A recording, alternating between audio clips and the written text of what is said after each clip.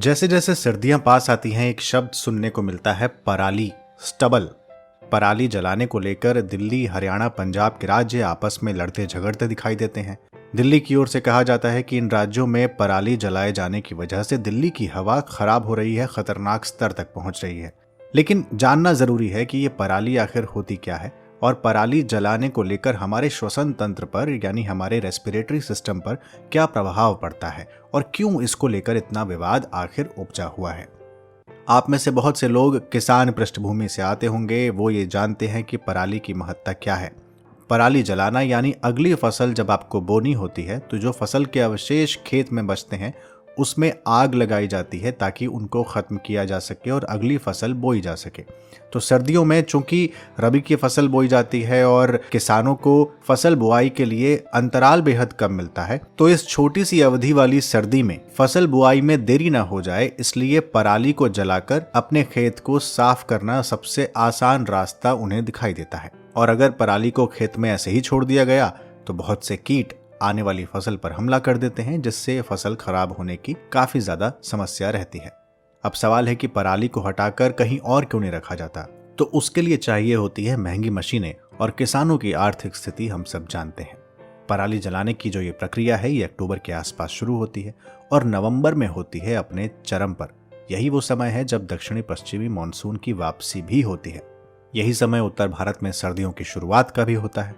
तो खुले में पराली जलाने से वातावरण में बड़ी मात्रा में जहरीले पॉल्यूटेंट्स उत्सर्जित होते हैं। अब जब वातावरण में वो फैलते हैं तो बहुत से भौतिक और रासायनिक परिवर्तन से गुजरते हैं और स्मॉग की एक मोटी चादर बिछ जाती है जो मानव स्वास्थ्य पर निश्चित तौर पर प्रतिकूल प्रभाव डालती है। चीन जैसे बहुत से एशियाई देशों में कुल बायोमास उत्सर्जन का लगभग 60% पराली जलाने से उत्पन्न होता है।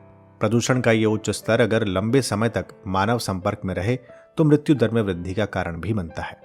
पंजाब में किए गए एक हालिया अध्ययन के मुताबिक पराली जलाने की वजह से फेफड़ों की कार्य क्षमता काफी हद तक प्रभावित होती है और खासकर ग्रामीण महिलाओं के लिए ये हानिकारक साबित हुई है।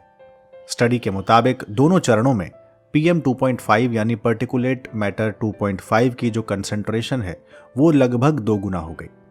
PM 2.5 उन पार्टिकल्स को कहते हैं जिनका व्यास जो है वो 2.5 माइक्रोमीटर से कम होता है, मानव बाल की तुलना में 100 गुना अधिक पतला।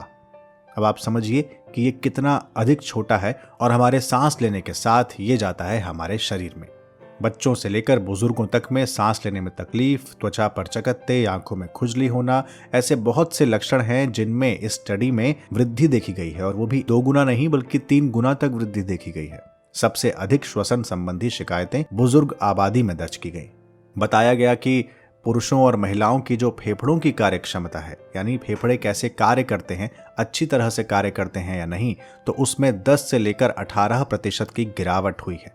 यानी आपके फेफड़े उतने प्रतिशत कम अब काम कर रहे हैं और ये सब हो रहा है पराली जलाने की वजह से उत्पन्न पर्टिकुलेट मैटर यानी प्रदूषकों से। ऐसा नहीं है कि इसका असर केवल मानव स्वास्थ्य पर पड़ रहा हो, बल्कि अगर आप मिट्टी की उर्वरता देखें तो उस पर भी इसका असर काफी ज्यादा पड़ता है। पराली जलाने से वातावरण गर्म होता है, इससे मिट्टी के जो पोषक तत्व हैं उनको नुकसान होता है। अब सवाल है कि जब इतने सारे नुकसान हैं तो इनका विकल्प क्या है। तो आपको बता दें कि पिछले दिनों जीरो टिलर मशीन काफी ज्यादा चर्चा में थी। जीरो टिलर मशीन के माध्यम से फसल अवशेष का प्रबंधन किया जा सकता है। इसी तरह से जैव अपघटक तकनीक भी है। ये तकनीक पूसा ने तैयार की। इसे पूसा डिकम्पोजर तकनीक भी कहते हैं। तो पूसा डिकम्पोजर टेक्निक में डिकम्पोजर कैप्सूल और बाकी इनपुट्स का एक मिश्रण तैयार किया जाता है और उसके बाद उसे पराली पर छिड़का जाता है। इससे पराली नरम होकर 20 दिनों में पिघल जाती है और इसके परिणाम स्वरूप पराली को जलाए बिना किसान फिर से बुआई कर सकते हैं। इस तकनीक से मृदा की उर्वरता और उत्पादकता में सुधार होता है क्योंकि बायो डिकम्पोज होकर यही फसल अपशिष्ट फसलों के लिए खाद का काम करती हैं। इनके अलावा turbo happy seeder THS machine एक आती है। वो पराली को जड़ समेत उखाड़ देती है और साफ किए गए क्षेत्र में बीज भी बो सकती है। यानी 2 काम एक साथ वो मशीन कर सकती है और इसके बाद पराली को खेत में गीली घास के रूप में इस्तेमाल भी किया जा सकता है। इसके अलावा वैज्ञानिक बताते हैं कि अगर फसल का पैटर्न बदला जाए तो ये भी एक समाधान हो सकता है। वैसे अलग अलग सरकारों ने मिलकर बहुत से कदम इसके लिए उठाए हैं, जैसे पंजाब, हरियाणा, उत्तर प्रदेश और राजस्थान राज्यों के लिए लगभग 100 करोड़ रुपए की लागत वाली एक परियोजना को स्वीकृति दी गई थी। इस परियोजना के तहत जलवायु परिवर्तन के प्रभाव को मिटाना और पराली जलाने से होने वाले प्रतिकूल पर्यावरणीय प्रभावों से निपटना शामिल है। लेकिन ये कितनी कारगर हो पाई है या नहीं, ये हम सबके सामने है। आज भी दिल्ली और बाकी शहर पराली जलाए जाने से होने वाले स्मॉग का सामना कर रहे हैं। कुछ लोगों का कहना है कि इस पर अंकुश लगाने के लिए जुर्माना लगाना चाहिए, लेकिन कई विद्वान ऐसा मानते हैं कि भारत की सामाजिक आर्थिक परिस्थिति ऐसी नहीं है कि आप उस पर जुर्माना लगाएं। खासकर किसानों पर जुर्माना लगाना ये भारतीय अर्थव्यवस्था के हित में नहीं है। इसके अलावा हमें वैकल्पिक समाधानों पर ध्यान देने की जरूरत है। सरकार को चाहिए कि वो पराली खरीदने के लिए जिस तरीके से उसने व्यवस्था की है उसमें और ज्यादा तीव्रता लेकर आए और किसानों को उसका बेहतर दाम दे। इसके अलावा उन मशीनों का वितरण करे जिनसे पराली की समस्या से निजात मिल सकता है। तो ये था आज का ध्येय पॉडकास्ट। आपको ये पॉडकास्ट कैसा लगा और क्या आपके क्षेत्र में भी पराली जलाए जाने का प्रभाव है?